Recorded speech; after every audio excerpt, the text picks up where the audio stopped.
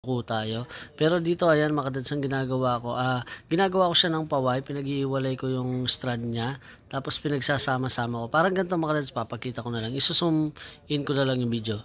Ito mga kadads yung ginagawa ko, ginagawa ko siya na parang way, pinagdidikit-dikit ko sila. Tapos pag ikot ko siya ng konti, naigpitan yan, pagsasamahin ko na sila para yung mga strand talaga nila, kapit na kapit sa isa't isa mga kadads, hindi madaling ugutan. Siyempre mga kadads, may kanya-kanya tayong diskarte. So sa mga master dads natin dyan, pag-share naman po ang inyong diskarte about dito sa pag-splice. Ito, pakita ko lang yung pag-bend. Ayan, bibend mo siya ng ganito mga kadads para wala talagang hugot. At syempre mga kadads, kung bago natin siya ito, make sure na lapat talaga yung mga wire niya or yung mga strand niya.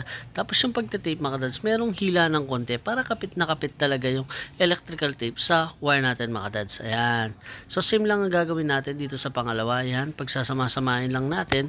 Tapos iti-tape na natin ulit mga kadads. So mga kadads, kung bago ka lamang sa akin channel, huwag mong kalimutan mag-subscribe at click ang notification bell para updated ka sa ating mga bagong videos.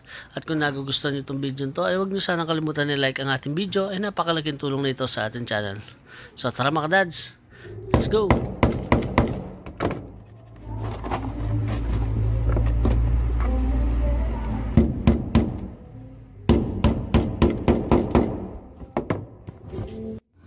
Ito siya mga kadads, ayan. So naitip na natin siya.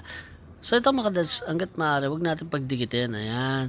Tapos pagkatapos yan, ayan, nalagyan na lang natin ng mga C-clamp, yung mga tubo natin para di magalaw. Tapos lalagyan na lang natin sila ng cover, so dito na tayo. Then itatap na natin siya dito sa switch at doon sa power supply niya doon sa kabila mga kadads, ayan.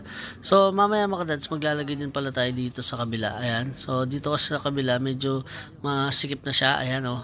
So, medyo mahihirapan tayo. Baka hindi na natin magawa tulad nitong ginawa natin dito sa kabila na 5 pin lights mga kadads ito. Ayan, so medyo okay naman dito. Nakaparallel sa horizontal sila. So, dun sa kasi sa kabila mga kadads, ayun, mahihirapan na tayo. Lalo na pasikip siya. Ayan, tingnan nyo mga kadads. So, ayan, pasikip. Pero ayusin pa naman natin hanggat maaari. Siguro dun sa hindi na natin nabot, ay hanggang doon na lang mga kadads. So, tara mga kadads, let's go! At ito na nga mga kadads yung nailagay natin mga butas. Ayan, pin light, 4 na sulok. Ayan. Tapos, isa doon, then isa dito. So, yung isa dito, tinanong kasi ako ng customer kung dito ba ilalagay or doon sa cover. Sabi ko, okay lang naman sa cover. Hahabaan natin yung wire para pag binaba siya or minove yung cover, yung manhole, kasya pa rin siya mga kadads. So, ito yung butas mga kadads. Nasama siya? Wala. Ay, nasa taas pa pala siya mga dads. Ayan. Then ito pa yung isang project natin. Papalitan natin ng trigang yan. Ito. Lalagyan natin din siya ng pin light dito, 4. Ayan.